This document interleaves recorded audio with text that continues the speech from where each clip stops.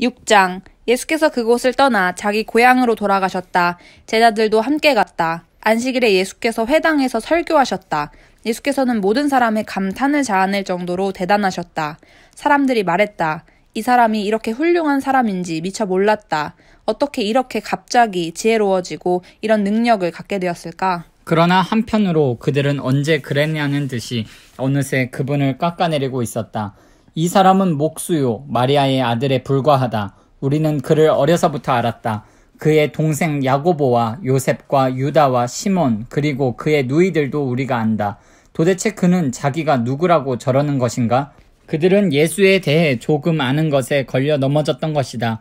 그들은 거기서 더 이상 나아가지 못했다. 예수께서 그들에게 말씀하셨다. 예언자는 자기 고향, 자기 친척, 자기가 어려서 놀던 길목에서는 별로 존경을 받지 못하는 법이다. 예수께서는 거기서 많은 일을 행하실 수 없었다. 몇몇 병자들에게 손을 얹어 고쳐주신 것이 전부였다.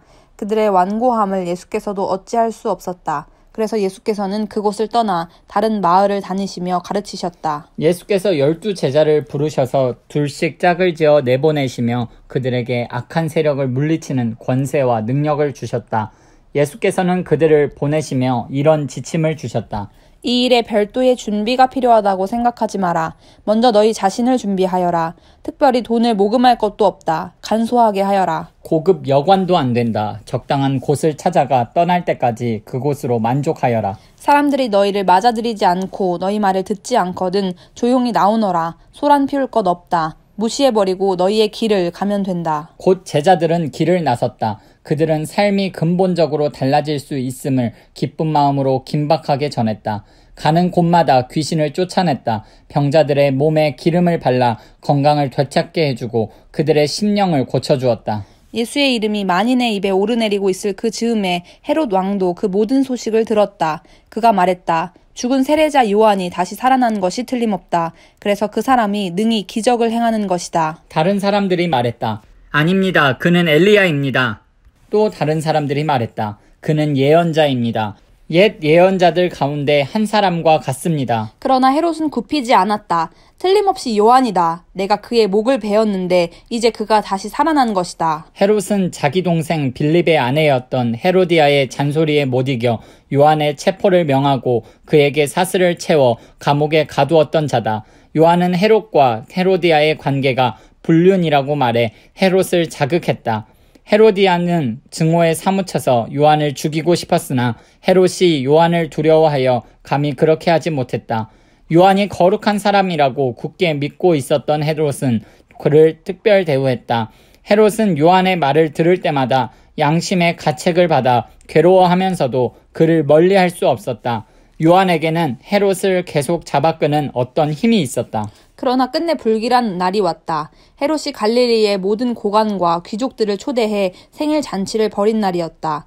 헤로디아의 딸이 연회장에 들어와서 손님들을 위해 춤을 추었다. 헤롯과 손님들은 감탄했다. 왕이 소녀에게 말했다. 내게 무엇이든 청하거라. 내가 원하는 것이면 무엇이든 주마. 그는 흥분하여 계속했다. 맹세하는데 내가 말만 하면 내 나라를 너와 반반씩이라도 나누겠다. 그 딸은 어머니에게 돌아가서 말했다. 무엇을 청할까요? 세례자 요한의 머리를 달라고 하여라.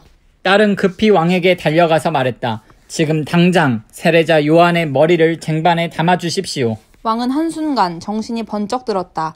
그러나 그는 손님들에게 체면을 잃고 싶지 않아서 잠자코 소녀의 소원을 들어주었다. 왕은 사형집행관을 감옥으로 보내 요한의 머리를 가져오라고 명했다.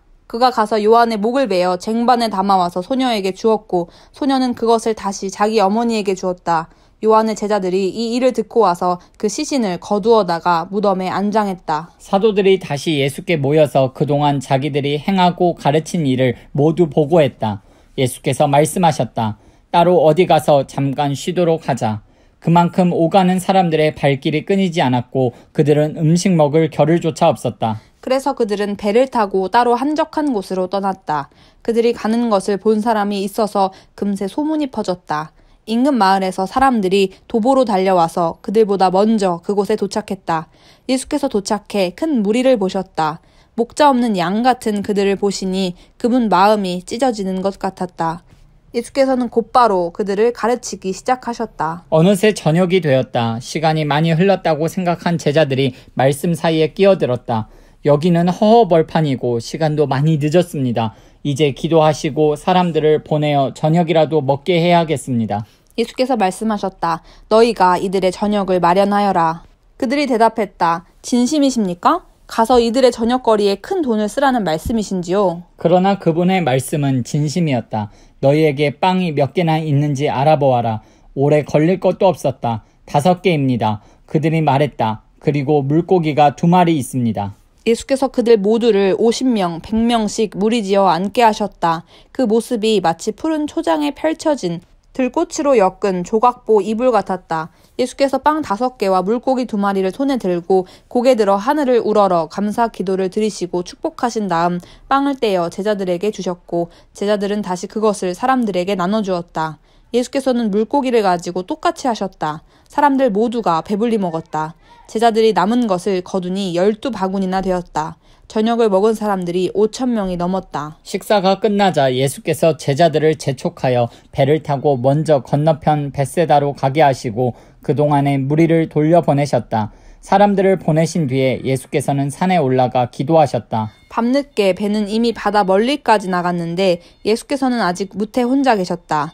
맞바람을 맞아 노를 젓느라 고생하는 제자들의 모습이 보였다. 새벽 4시쯤에 예수께서 바다 위를 걸어 그들 쪽으로 가셨다. 예수께서 바로 그들 옆을 지나려고 하셨다. 그러나 제자들은 바다 위를 걸어오시는 예수를 보고서 유령인 줄 알고 무서워 꼼짝도 못한 채 비명을 질렀다. 예수께서 얼른 그들을 안심시키셨다. 안심하여라. 나다. 두려워 마라. 예수께서 배에 오르자마자 바람이 가라앉았다. 제자들은 너무 놀라서 이게 무슨 일인가 싶어 고개를 저었다. 그들은 예수께서 저녁 식사 때 하신 일을 미처 깨닫지 못하고 있었다. 그 무엇도 아직 그들의 마음속까지 파고들지 못했던 것이다. 그들은 게네사렛에 배를 댔다. 그들이 배에서 내리자 순식간에 소문이 퍼졌다. 사람들이 이리저리 내달리며 들것에 병자들을 메고 예수가 계시는 곳으로 데려왔다. 마을이나 시내나 촌 네거리마다 그분이 가시는 곳이면 어디든지 사람들이 병자들을 데리고 나와서 그분의 옷자락을 만지게 해달라고 간청했다. 그것이 전부였다. 그분을 만진 사람은 누구나 병이 나았다.